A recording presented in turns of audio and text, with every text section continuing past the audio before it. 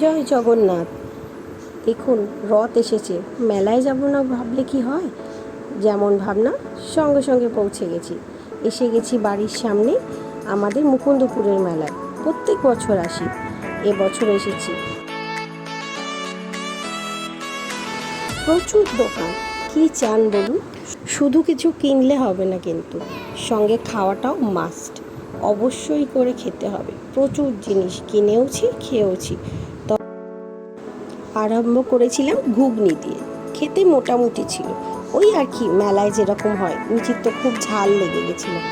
এই pouch bag, এইটা কিনবেই, খুব বায়না, কিনেও দিলাম। কি করব বলুন, মেলায় গেছি আর কিছু না কিনে দেওয়াটা তো একদমই সম্ভব নয়, কিনতেই তো গেছি। এটা কিনেছি, মিঠি একটা পেপা পিকের টয় কার কিনেছি, দেখতে খুব ভালো টয় কারটা। তবে বাড়িতে আস্তে আস্তে পেপা পিকের হাত গেছে মোটকে ভেঙে। আরও অনেক কিছু দেখছিল, কার কিনবো, ডল কিনবো, এটা চাই ওটা চাই, লিস্টের কোনো শেষই নেই। তারপর কিনে দিইনি, কিছু কিছু দিয়েছি, সব তো দেওয়া যায় না। এইটাই জোর করে চড়েছে, দেখুন উঠছেন, উঠেছে অবশ্য, একটু আটকে একটু ধীরে উঠে পড়েছিল, অসুবিধা হয়নি। তবে এইটা আমি খুবই ভয় পাই, জাম্পিং করতে গিয়ে যদি পড়ে গিয়ে কোথাও হাতে পায়ে লেগে যায়, সেই কারণে। কারণ এখানে তো অনেক বয়সের বাচ্চা একসঙ্গে ওঠে। তবে ভয়টা কিন্তু আমার খুব একটা খারাপ নয়। দেখুন কিছুক্ষণ পরেই একটা ছোট্ট করে বিপদ ঘটিয়ে বসলো। প্রথম 2-3 বার ঠিকঠাকই নেমেছিল, কিন্তু লাস্টবারে আমি নামিয়ে নিলাম, দেখলাম নিজে আর ব্যালেন্স রাখতে না পেরে একদম উল্টে ডিগবাজি খেয়ে পড়ে গেছে। তখন আর আমি আর ওকে রাখিনি, সঙ্গে সঙ্গে নিচে নামিয়ে দিয়েছি। অনেক দোকান ছিল, সব দোকান তো একদিনে ঘুরে দেখা যায়নি, তবে কিছু কিছু জিনিস দোকান থেকে অবশ্যই কিনেছি।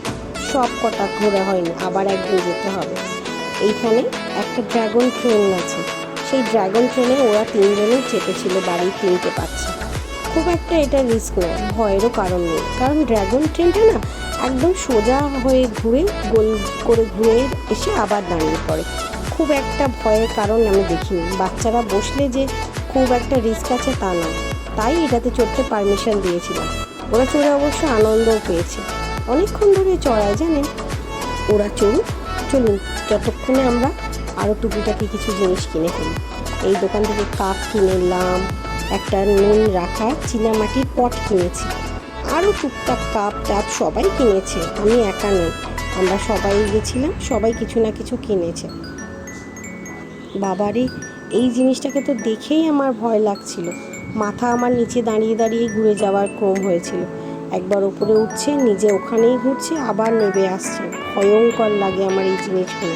আমি এত উঁচুতে ওঠার জিনিস একদমই উঠতে পারি না।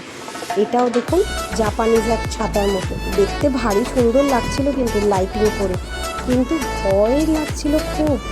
কীরকমভাবে ঘুরছে দেখুন, একবার ডায়ে একবার বাঁয়ে, কিন্তু দেখতে ভালো, কিন্তু ভয়ঙ্কর। আমি বাবা পারবো না।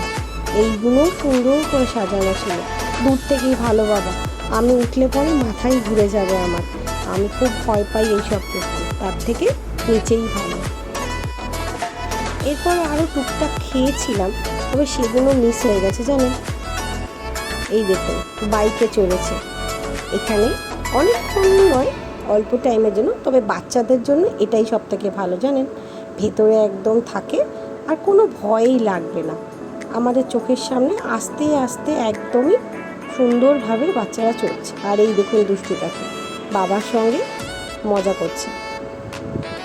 মেলায় এসে পাঁপড় ভাজা খাবো না তাই কি হয়, দেখুন পাঁপড়ও খেয়ে নিয়েছি। সঙ্গে সঙ্গে রথের দর্শনও হয়ে গেল, প্রণাম করে নিতে পারেন। তবে মিঠি প্রণাম করতে গিয়ে কিন্তু খুব ভয় পেয়ে গেছিলো, ভয়ের কারণটা পরে দেখাচ্ছি।